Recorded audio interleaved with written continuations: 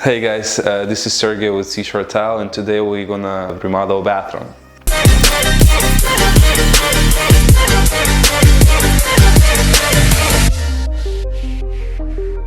So this is a bathroom behind me that we're gonna work on today, and it's pretty standard fiberglass one-piece shower that we're gonna convert into a walk-in shower, and it's also gonna extend it a little bit to accommodate the customer need, and also gonna make it handicap accessible.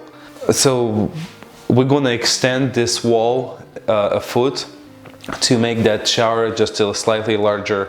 Today we're gonna start with the demolition of the shower. Normally guys, before you start any job, I would recommend have all the tools and the materials ready for you so you don't have to waste time running around looking for a tool you need. It's really a few tools you're only gonna need to do this job. Alright, so basically this is your most basic razor knife. We're using just a regular Milwaukee heavy-duty knife to cut out all the silicone joints so you have a nice clean cuts to remove your glass door. Also we use that a lot to separate drywall paper when we remove showers and stuff like that. So this is just your good old razor knife. Okay, this is pretty helpful tool that we use a lot on our job sites. It's a Sawzall. We use Milwaukee brand. Never let us down so far. You use this demo tool to cut studs. Also we use it to cut bathtubs, any fiberglass materials. You know, you can use cut metal pipes, etc. But today we're going to use this to cut the fiberglass unit in pieces so we can take it outside in small pieces for convenience. I will also include the link in the description below for you guys so you can check it out for yourself.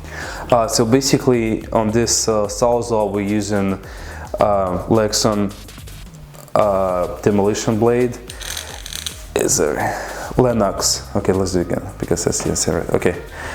On this Sawzall we're gonna use Lennox demolition blade. It's pretty good because it can cut through the nails when you demo, cutting the studs out. The thing is, when you use just a wood blade, it can get dull pretty quick. So that's why I would recommend. But also, if you use a metal blade, the teeth is not big enough to cut the wood quickly. So demo blade is the best to use that because it also can cut wood and metal and would have a good lifetime for the blade. Yeah, this is another tool we use a lot. This is impact drill from Rigid.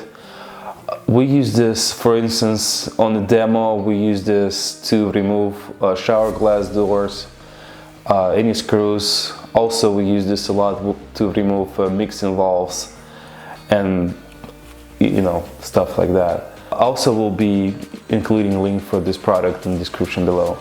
Alright, so this is our helper on any job sites. We use this vacuum cleaner a lot. Every time when we cut drywall, fiberglass especially, you want to use this right next to your blade to suck out all the dust. So this is pretty helpful, and also keeps the job site clean, and it's just, you don't want to breathe any of this dust yourself anyway. If you're doing not a new construction or you're just doing a remodeling, you definitely want to keep your house clean, or if you're doing the job for somebody else, you want to be your customers be happy, and this is one of the things. And now we can go outside and see, show them the way you covered everything with plastic. Especially, if you do this job for yourself, you want to keep your house clean. It's a big thing because all the demo will create a lot of dust. But if you do this job for somebody else as a contractor, it's also your customer will appreciate that you're trying to keep the house clean. This is a big tip for any job site that you do. So let's go. I'm gonna show what I'm talking about keeping the job site clean and keep the customer happy. So basically, this is what we normally do in every customer home. We put the plastic over the furniture. Oh boy. He just came to make sure everything is up to standards. So you put up a plastic so there won't be any dust, any That's right. unnecessary stuff? Exactly. So normally just you would like to put a plastic next to the room you're working in, either for the customer or if you do a job for yourself. You don't want to have any dust from the fiberglass or drywall end up on your clothes or bed and stuff like that.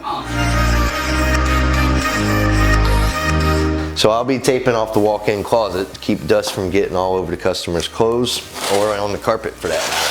So we'll be using painter's tape. That's fairly cheap.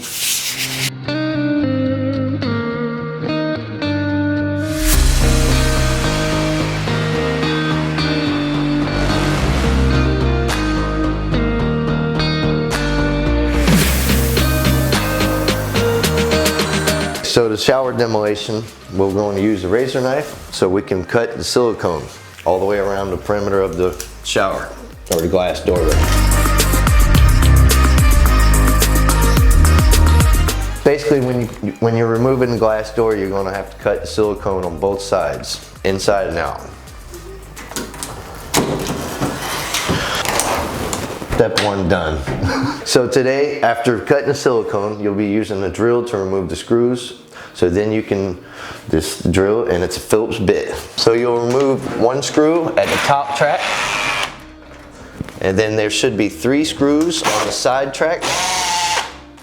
Repeat this process for the other side. Okay, so we have 8 screws, 2 of them at the top track and 6 of them for each sides.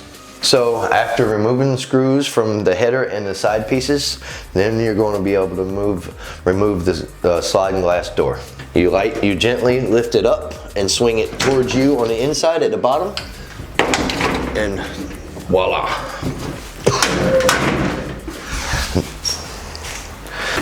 Then you repeat the same process for the other glass door.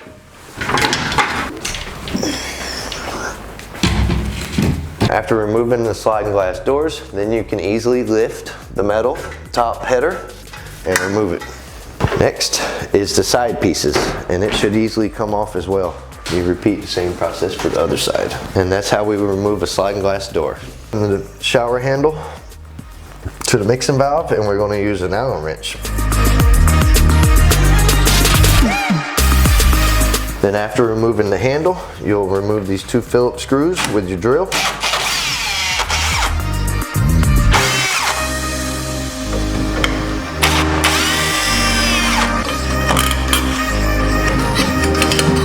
You're ready for the next step, which will be removing the shower head.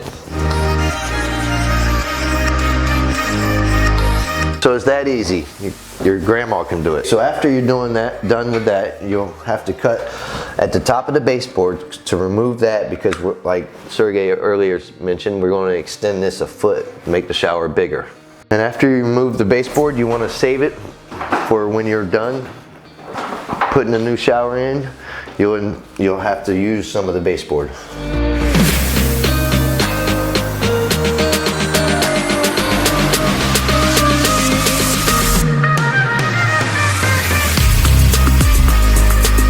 So we're going to be using our Sawzall with a demolition blade, and we're going to cut around the one-piece shower all the way around so we can remove it.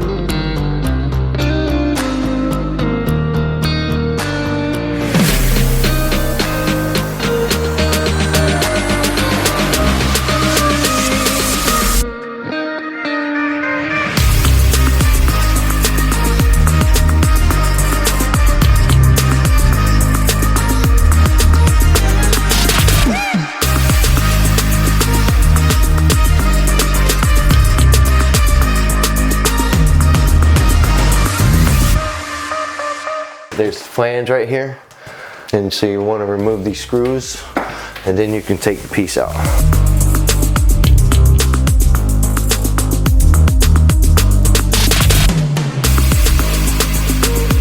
So this tool we're going to use to cut the inside of the PVC pipe.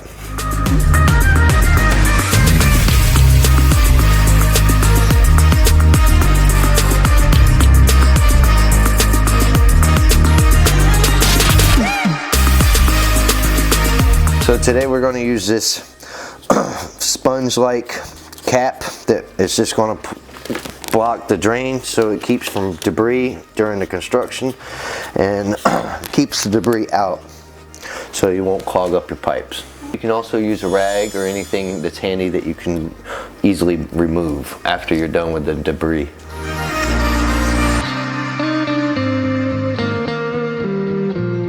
Okay guys, so we're done with the demolition for the shower, removing the shower, and like I mentioned, remember the tips of turning off the water before cutting the shower up, because you don't want to cut your copper lines and have a water leak, and then you'll have more damage than you want. And so that's it. Make sure you wear safety glasses and gloves. Thank you guys for watching the video. I hope it was very helpful, and don't forget to subscribe to Seashore Tile and say thanks to James. Bye. So the shower demolition.